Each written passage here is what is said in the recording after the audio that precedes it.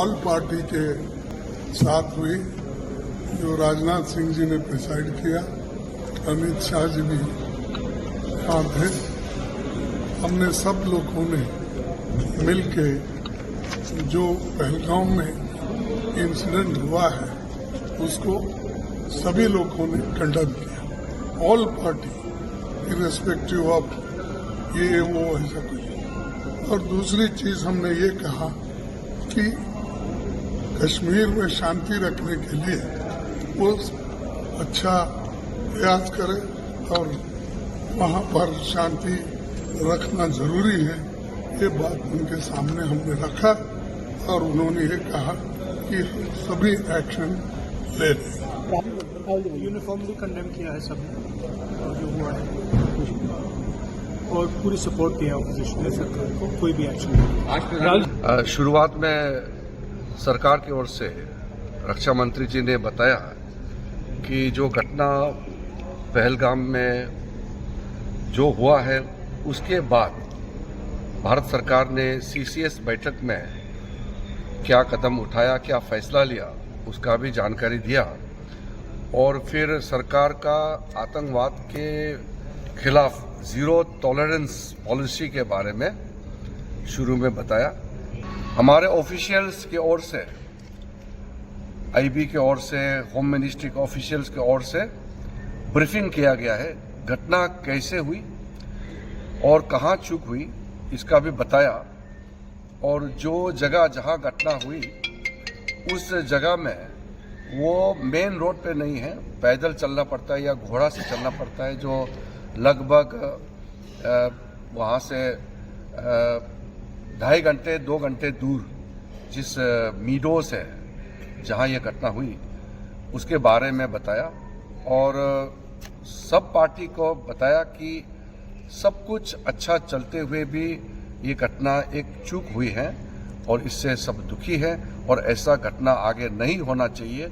इसके लिए क्या क्या प्रबंधन किया गया है इसके बारे में ऑफिशियल्स अपने ब्रीफिंग में एक्सप्लेन किया है। उसके बाद सब पार्टी ने कहा कि सरकार के साथ है और आतंकवाद के खिलाफ इस लड़ाई में सारे पॉलिटिकल पार्टी सरकार के साथ खड़ा है और पूरा देश खड़ा है।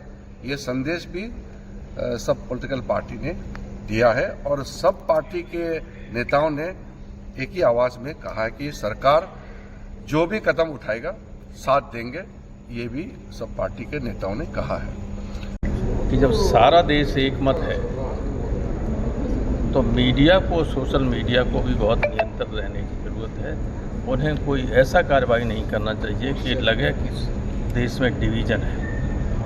ये अगर कभी कोई गड़बड़ी होती है, देश का नुकसान होता है, तो आप सब लोग ही बहुत जिम्मेदार इसके लिए होंगे। जब कश्मीर एक है, कश्मीर से लेकर कन्याकुमारी तक, तो फिर यहाँ ये बातें क्यों चलाई जाती कि जब सारा देश एक मत है तो मीडिया को, सोशल मीडिया को भी बहुत नियंत्रण रहने की जरूरत है। The overall consensus that has come out of this meeting is that all the political parties are together on this matter and we support the government fully in whatever actions it wants to take to bring the perpetrators to justice. A statement that was given to me by our Honorable Party President was the Biju Janata Dal and our Honorable Party President Shri Naveen Patnaik ji convey deep sorrow, condolences and solidarity with the families affected by the Pahalgam terror attack.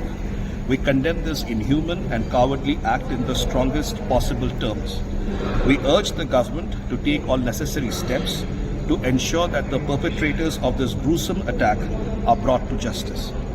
Biju Janata Dal reaffirms its full cooperation and support with the government in all its efforts concerning the national security of the nation.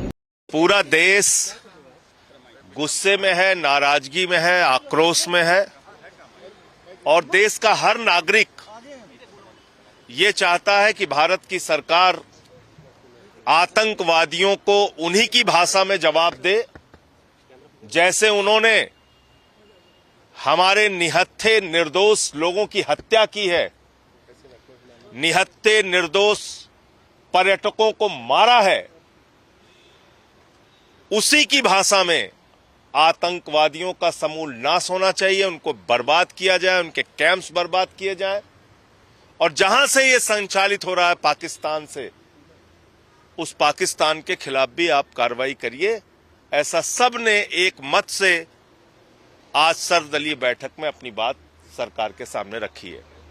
ने ये कहा है कि United nation security council का resolution है 1373, उसमें ये खास तौर से कहा गया कि कोई स्टेट क्रिमिनलाइजेशन को फाइनेंस ना करे और किसी भी तरीके से टेररिज्म को सपोर्ट ना करे, सेफ हेवन ना दे। तो पाकिस्तान बरसों से इस रेजोल्यूशन 1373 का वायलेशन कर रहा है। दूसरा, अगर आप यूनाइटेड नेशन का आर्टिकल 51 पढ़ेंगे, ये हम किसी स्टेट को दूसरे स्टेट के खिलाफ सेल्फ डिफेंस में एक्शन लेने का इख्तियार देता है और उसमें एक वर्ड है बेलिजेंट रिप्राइजल्स, इसको हम इस्तेमाल करना चाहिए, मैंने कहा। और तीसरा ये कि हमारे संविधान में आर्टिकल 355 है जो ये कहता है कि यूनियन पर एक ड्यूटी है एक्सटर्नल एग्रेशन से स्टेट्स को बचाने के लिए। तो ये तीनों चीजें हैं सरकार के सामने और वो जो मुनासिब समझते हैं इन टेररिस्ट ग्रुप के खिलाफ, जिस देश में इन टेररिस्ट ग्रुप को पनाह दी जा रही है, मदद दी जा रही है, उनको पूरी ताकत दी जा रही है, उनके खिलाफ एक्शन ले सकते हैं। चौथी बात यह है कि इंटरनेशनल लॉ इस बात की इजाजत देता है कि हम नेवल और एयर ब्लॉकेट करें पाकिस्तान के सेल्फ डिफेंस में और सैंक्शंस लगाएं पाकिस्तान के ऊपर, खास तौर से आर्म्स सेल्स में। इसके बाद मैंने ये कहा कि वहां पर मेडोज में आखिर क्यों सीआरपीएफ नहीं थी वहां पर, क्योंकि मैंने पूछा है कि जनवरी में सीआरपीएफ के 2 यूनिट को हटा लिया गया था वहां से। उसी सिलसिले में मैंने ये भी पूछा कि क्विक रिएक्शन टीम को 1 घंटा लगा ऊपर पहुंचने के लिए, जब तक ये पूरे शयातीन, ये तमाम जालिम लोग वहां पर मजहब पूछकर गोली मारते रहे। और 2000 में वहां पर एक नुनवान कैंप है पहलगाम में, वहां पर भी 30 यात्रियों को मारा गया था और उसमें एक कमेटी बनाई गई थी लेफ्टिनेंट जनरल जेएस मुखर्जी की, उसका रिपोर्ट का क्या हुआ। तो ये सब बातें हमने कही हैं और हम उम्मीद करते हैं कि साथ ही साथ मैंने ये भी कहा कि कश्मीरियों के खिलाफ और कश्मीरी स्टूडेंट्स के खिलाफ जो झूठा प्रोपेगेंडा किया जा रहा है वो रुकना चाहिए।